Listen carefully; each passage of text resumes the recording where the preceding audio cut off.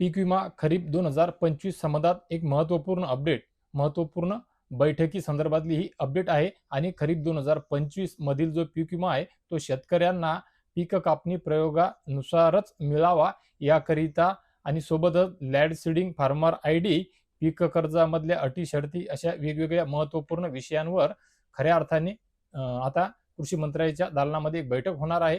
त्याकरिता या अगोदर सुद्धा आपण 2-3 दिवस अगोदर व्हिडिओ बनवलेला होता. त्या व्हिडिओच्या माध्यमातून सुद्धा त्या मंडळांविषयी सांगितलेली होती, आमदाराविषयी सांगितलेलं होतं, या चर्चेविषयी सांगितलेलं होतं, निवेदनाविषयी सांगितलेलं होतं आणि खऱ्या अर्थाने आता ती बैठक होऊ घालणार आहे. तर ती बैठक कधी आहे, ते मंडळ कोणते आहेत, कोणत्या मागण्या आहेत, कोण आहे बैठकीकरिता निवेदन देणारे वगैरे, या सर्व गोष्टी छोट्याखानी या व्हिडिओच्या माध्यमातून आपण पाहण्याचा प्रयत्न करणार आहोत.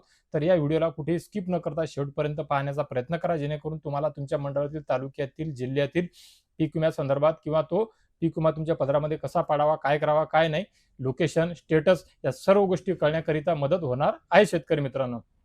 तर बघा शेतकरी मित्रांनो, अखेर आमदार प्रवीण स्वामी यांच्या मागणीला कृषी मंत्र्यांचा सकारात्मक प्रतिसाद मिळालेला आहे शेतकरी मित्रांनो. ज्यामध्ये पीक विमा, फार्मर आयडी, लँड सीडिंग व कर्जमाफीसाठी करिता आता 4 ऑगस्ट रोज मंगळवारला मंत्रालयामध्ये एक महत्वपूर्ण बैठक बोलावण्यात आलेली आहे. ज्यामध्ये उमरगा, लोहारा मतदारसंघातील या शेतकऱ्यांच्या विविध प्रलंबित प्रश्नांबाबत आमदार प्रवीण स्वामी यांनी केलेल्या सातत्यपूर्ण पाठपुराव्याला खऱ्या अर्थाने सकारात्मक प्रतिसाद देत राज्याचे कृषी मंत्री नामदार दत्तात्रय भरणे यांनी मंत्रालयामध्ये उच्चस्तरीय बैठक बोलावलेली आहे, जी मंगळवार दिनांक 4 ऑगस्ट 2026 रोजी दुपारी 3 वाजता मंत्रालयामधील कृषी मंत्री यांच्या दालनामध्ये ही बैठक होणार आहे. आणि या बैठकीला संबंधित विभागामधले जे वरिष्ठ अधिकारी आहेत ते सुद्धा उपस्थित राहणार आहेत शेतकरी मित्रांनो. तर बघा शेतकरी मित्र, आमदार प्रवीण स्वामी यांनी प्रधानमंत्री पीक विमा योजना खरीप 2025 अंतर्गत उमरगा, लोहारा या मतदारसंघामध्ये शेतकऱ्यांना पीक कापणी प्रयोगाच्या आधारे विमा भरपाई तातडीने मंजूर करण्यात यावी, सोबतच फार्मर आयडी, लँड सीडिंग प्रक्रियेमुळे निर्माण झालेल्या अडचणी सुद्धा दूर करण्यात याव्या, तसेच पीक कर्जमाफी संदर्भातील ज्या प्रलंबित प्रश्नांवर निर्णय घेण्याकरिता कृषी मंत्रालयाकडे विशेष बैठकीची मागणी केलेली होती व या मागणीची आता खऱ्या अर्थाने दखल घेत कृषी मंत्री नामदार दत्तात्रय भरणे मामा यांनी ही बैठक आयोजित करण्याचे निर्देश दिलेले आहेत. त्याकरिता सर्व विभागांच्या वरिष्ठ अधिकाऱ्यांसह ही बैठक आयोजित होणार आहे आणि त्यानुसारच कृषी विभागाने अधिकृत बैठकीची सूचना सुद्धा जारी केलेली असून या बैठकीमध्ये आता खऱ्या अर्थाने पीक विमा मंजुरी, फार्मर आयडी, लँड सीडिंग ची अंमलबजावणी, पीक कर्जमाफी संदर्भामधली कर्जमाफीची सद्यस्थिती, येणाऱ्या अडचणी आणि शेतकऱ्यांना त्वरित दिलासा कसा देता येईल याकरिता आवश्यक उपाययोजनांवर खऱ्या अर्थाने सविस्तर चर्चा होणार असल्याचे सांगण्यात येत आहे शेतकरी मित्रांनो. तर बघा, या बैठकीला खऱ्या अर्थाने कृषी विभागाचे वरिष्ठ अधिकारी, कृषी आयुक्त, संबंधित विभागीय अधिकारी, धाराशिव व यवतमाळ येथील जिल्हा अधीक्षक, कृषी अधिकारी तसेच अन्य संबंधित अधिकारी उपस्थित राहणार असल्याची माहिती समोर आलेली आहे. या बैठकीमध्ये शेतकऱ्यांच्या अडचणींचा आढावा घेऊन खऱ्या अर्थाने आवश्यक प्रशासकीय निर्णय घेण्याची सुद्धा अपेक्षा आहे शेतकरी मित्रांनो. तर बघा शेतकरी मित्र, उमरगा, लोहारा मतदारसंघामधील हजारो शेतकऱ्यांचा पीक विमा, फार्मर आयडी, लँड सीडिंग आणि कर्जमाफीचे जे प्रश्न आहेत ते अद्याप प्रलंबित असून या बैठकीमध्ये खऱ्या अर्थाने सकारात्मक निर्णय झाल्यास शेतकऱ्यांना मोठा दिलासा मिळण्याची शक्यता व्यक्त करण्यात येत आहे. आमदार प्रवीण स्वामी यांनी शेतकऱ्यांच्या न्याय हक्कासाठी सातत्याने शासन दरबारी पाठपुरावा सुरू ठेवलेला असून या बैठकीमधून खऱ्या अर्थाने ठोस निर्णय घेऊन शेतकऱ्यांना लवकरात लवकर दिलासा मिळावा अशी अपेक्षा आता शेतकरी बांधवांकडून, शेतकरी वर्गामधून व्यक्त करण्यात येत आहे शेतकरी मित्रांनो.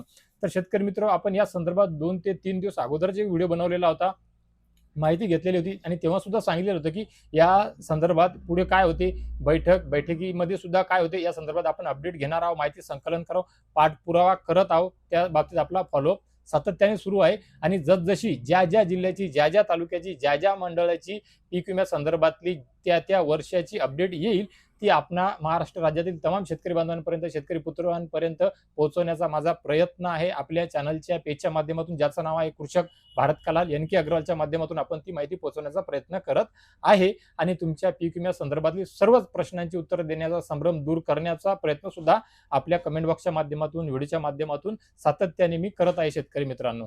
तर बघा शेतकरी मित्र, पीक विम्या संदर्भात सद्य परिस्थितीमध्ये आपण या व्हिडिओच्या माध्यमातून या महामंडळाला, हे जे मंडळ आहेत या मंडळाची जी पीक कापणी प्रयोगाच्या नुसार पीक विमा मिळावा याकरिताची मागणी हे आमदार आणि मंगळवारला होणारी बैठक या संदर्भातली जी महत्त्वपूर्ण अपडेट दिलेली आहे.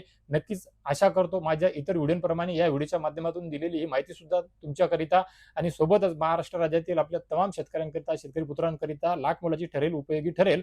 आणि याकरिताच हा व्हिडिओ महाराष्ट्र राज्यातील आपल्या तमाम शेतकरी बांधवांपर्यंत शेअर करा मित्रांनो, जेणेकरून त्यांना सुद्धा कळेल की स्टेटस काय आहे, काय करावं लागते आणि आपला पीक विमा कशा प्रकारे पदरात आपण पाडून घेऊ शकतो. याकरिता त्यांना सुद्धा हा व्हिडिओ पाहिल्याच्या नंतर मदत होईल, म्हणून हा व्हिडिओ शेअर करा मित्रांनो. आणि अशीच महत्त्वपूर्ण, विश्वासार्ह, नवनवीन माहिती, खरी माहिती सर्वात अगोदर मी आपल्या सर्वांपर्यंत पोहोचू शकेल याकरिता नक्कीच आपल्या चॅनलला, पेजला सबस्क्राईब करा, फॉलो करा, लाईक करा, बेल आयकॉनचं बटन दाबून हाईपचं बटन सुद्धा दाबा मित्रांनो, जेणेकरून तुम्हाला मी बनवलेली माहिती, अपडेट, व्हिडिओ सर्वात अगोदर तुमच्यापर्यंत नेहमी पोहोचत राहतील शेतकरी मित्रांनो. तर शेतकरी मित्र, तुमचेही काही प्रश्न असतील तर नक्कीच हा व्हिडिओ तुमच्यापर्यंत पोहोचल्याच्या नंतर कमेंट बॉक्समध्ये विचारा. मी तुमच्या प्रश्नांचे उत्तर नक्कीच देईल मित्रांनो. तर मित्र बघा, या व्हिडिओच्या माध्यमातून तुर्तास एवढेच. भेटूया एका नवीन व्हिडिओच्या माध्यमातून तुमच्या आमच्या नवीन उपयोगी माहितीसह.